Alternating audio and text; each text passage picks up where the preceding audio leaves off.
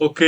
Hello everyone and welcome back to waving with data. So आज के इस tutorial के अंदर हम मल्टी लेवल इनहेरिटेंस के बारे में देख रहे होंगे एंड समझ रहे होंगे कि इस इनहेरिटेंस के टाइप के अंदर क्या क्या चीजें होती हैं एंड क्या किन किन चीजों का हमें ध्यान रखना होगा। ठीक है।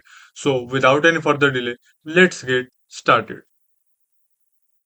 ओके। सो सबसे पहले बात कर लेते हैं कि मल्टी लेवल इनहेरिटेंस होता क्या है बेसिकली। तो जैसा कि यहाँ पे आप देख सकते हो, मल्टी मल्टी लेवल इनहेरिटेंस को मैंने सिंपल वर्ड में क्या लिखा है। Like you have three classes. Okay. Like class A, then class B and then class C. ठीक है। तो व्हाट हैपेंस हियर इज कि क्लास बी जो है वो क्लास ए से अपनी सारी फीचर्स इनहेरिट करता है और कुछ खुद की फीचर्स को वो ऐड करता है। ठीक है। And then because class B ने क्लास ए से फीचर्स अपने इनहेरिट किए तो पेरेंट एंड चाइल्ड का रिलेशनशिप बन गया। देन अगेन क्लास सी जो है वो क्लास बी के सारे फीचर्स को इनहेरिट करता है। तो इनडायरेक्टली उस क्लास सी ने क्लास ए के भी फीचर्स को इनहेरिट कर लिया, बिकॉज क्लास बी ने क्लास ए के फीचर्स को ऑलरेडी इनहेरिट कर रखा है। तो it is simply like that कि if A is related to B and B is related to C, then A is related to C as well. Okay. तो मतलब अगर इसको कंक्लूड करें तो ऐसा है कि तीन क्लासेज है और तीनों एक दूसरे से रिलेटेड है। और पहले क्लास की जो प्रॉपर्टी है वो दूसरे क्लास के अंदर है एंड दूसरे क्लास की जो प्रॉपर्टी है वो सारी की सारी प्रॉपर्टी तीसरे क्लास के अंदर है। सो इनडायरेक्टली ये तीनों क्लास एक दूसरे से कनेक्टेड है। ठीक है।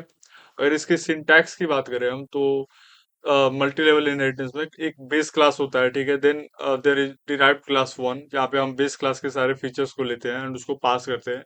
And then there is derived class two, जहाँ पे हम बेस डिराइव्ड क्लास वन के सारे फीचर्स को लेते हैं, जिसमें इनडायरेक्टली बेस क्लास का फीचर ऑलरेडी आ जाता है। तो यहाँ पे अगर हम देखेंगे तो डिराइव क्लास टू क्या करता है, inherit from derive class one. Okay.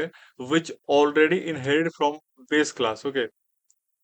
which already inherit from base class. So derived class 2 can use attributes and methods from both parent classes, like the derived class 1 and the parent class, the base class. Okay. तो अब यहाँ पे एक examples के through समझ लेते हैं। जैसे कि अगर एग्जांपल भी हम समझेंगे तो लेट सपोज कि हम कंपनी का एग्जांपल लेते हैं, जैसे कि एम्प्लॉय है। एम्प्लॉय लाइक एम्प्लॉय के अंदर भी कई सारी हायरार्कीज होती है कि हाँ ये मैनेजर है, ये एचआर है, then this one is a particular programmer.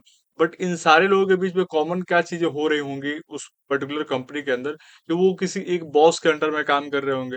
And then the other thing है इज दैट कि ये सब लोग एक साथ कहीं पे भी लंच या डिनर करने जा रहे होंगे। ठीक है।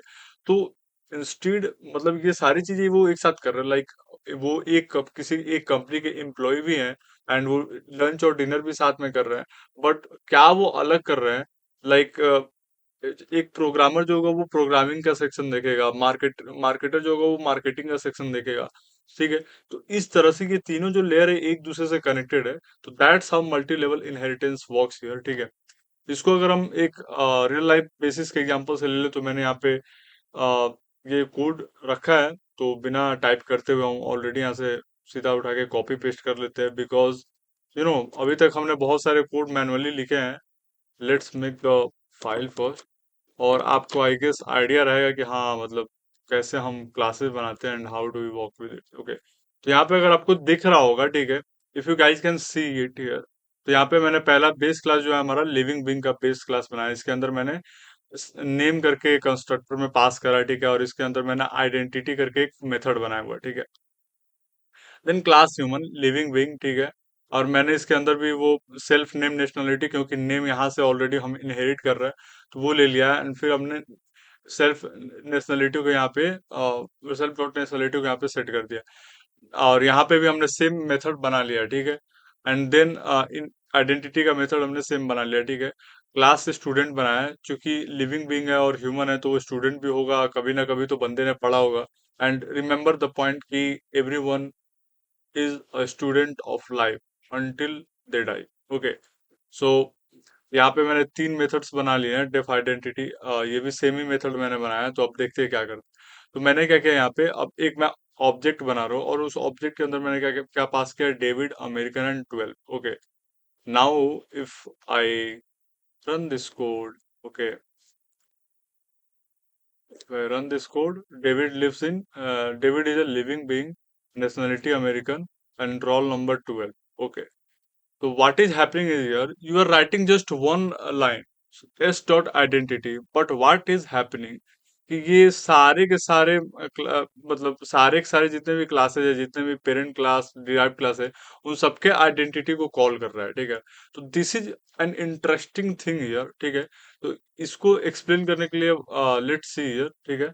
तो ये काम कैसे करता है अगर हम देखें तो जब भी हम आइडेंटिटी मेथड को कॉल कर रहे हैं ना, तो स्टूडेंट ऑब्जेक्ट के अंदर पाइथन क्या कर रहा है, वो पहले तो स्टूडेंट क्लास के अंदर जाके देखेगा, तो उसको स्टूडेंट क्लास के अंदर जो भी मिलेगा उसको पहले प्रिंट करेगा। Then moves to the human class, ठीक है। जब ये ह्यूमन क्लास के अंदर जाएगा तो उसके अंदर भी एक एंटिटी करके हमने बना रखा है, वो भी देगा। And then finally finally reach to the living being.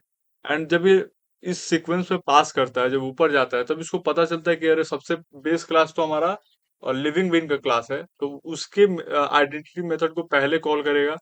Then उसके बाद नेशनलिटी वाले यानी कि वो ह्यूमन का कॉल करेगा, देन उसके बाद स्टूडेंट का कॉल करेगा।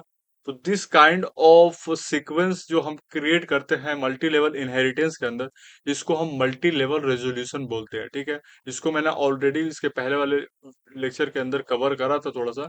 तो इसके अंदर क्या होता है, मल्टी लेवल रेजोल्यूशन के अंदर क्या होता है कि it ensures that every class in the hierarchy gets a chance to execute its portion of the method, okay.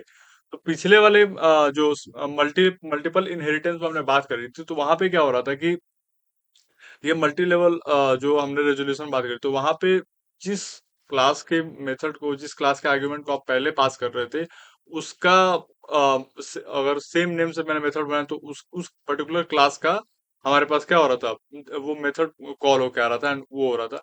But here what is different is that कि इसमें no matter how you call but the hierarchy will be the same. And यहाँ पे सारे के सारे जो method होंगे ना, अगर सेम मेथड हमने 3-4 क्लास में बनाया और हमने मल्टी लेवल इनहेरिटेंस का रास्ता लिया है, तो सारे के सारे method with the same name call होंगे। तो ये चीज ध्यान में रखने वाली है, because here is very important to maintain the hierarchy in the multi level inheritance, okay. अब चीजें आपको क्या ध्यान में रखनी है when you are working with multi level inheritance is that की do not create very deep inheritance chains, okay, they can reduce clarity. मतलब क्या है कि अब आपने बैठे बैठे बहुत ज्यादा ही multi level level by level आपने चेन क्रिएट कर दिया। वो क्या होता है कि विद टाइम आपका क्लैरिटी थोड़ा सा ये हो जाएगा, रिड्यूस हो जाएगा, आप थोड़ा खुद कंफ्यूज हो जाएगा, भाई ये किधर गया, ये किधर गया, ये किधर गया। तो keep it as simple as you can, ठीक है। That's the essence of the coding, okay. always use super code, super method, ठीक है। I have already made a full explain tutorial on super keyword, तो आप जाके उसको देख सकते हो, ठीक है। To avoid calling parent classes manually, ठीक है। तो जब हम मेथड्स को इनहेरिट करते हैं, तो वहां पे हम क्या करते हैं कि सुपर कीवर्ड की जगह पे हम मैनुअली उस पेरेंट क्लास को क्या बोलते हैं, कॉल करते हैं। But when you use super keyword, it gets called automatically, because उसको पता चलता है कि सुपर कीवर्ड अगर यूज हुआ है तो इसके ऊपर इसका कुछ पेरेंट क्लास होगा, तो उसको हम ऑलरेडी कॉल कर लेते हैं, ठीक है। And understand MRO to know how Python resolve method call across the chain, ठीक है। तो ये तीन चीज आपको ध्यान में रखनी है, ठीक है। And with this I hope आपको मल्टी लेवल इनहेरिटेंस अच्छे से समझ में आया रहेगा, ठीक है। And if you guys have got any doubts regarding multi level inheritance, please do comment in the comment section. मैं आपका doubt as soon as I can see in the comment section resolve करने की कोशिश करूंगा, ठीक है। So with this let's call it a day. And अगर आपको वीडियो अच्छे लगे तो please like it, share it and subscribe the channel, ताकि आपको और ट्यूटोरियल्स के नोटिफिकेशन मिलते रहे और आप ऐसे ही ग्रो करते रहो, ठीक है ना। So keep coding and keep learning, ठीक है। फिर मिलते हैं नेक्स्ट ट्यूटोरियल में, तब तक के लिए बाय।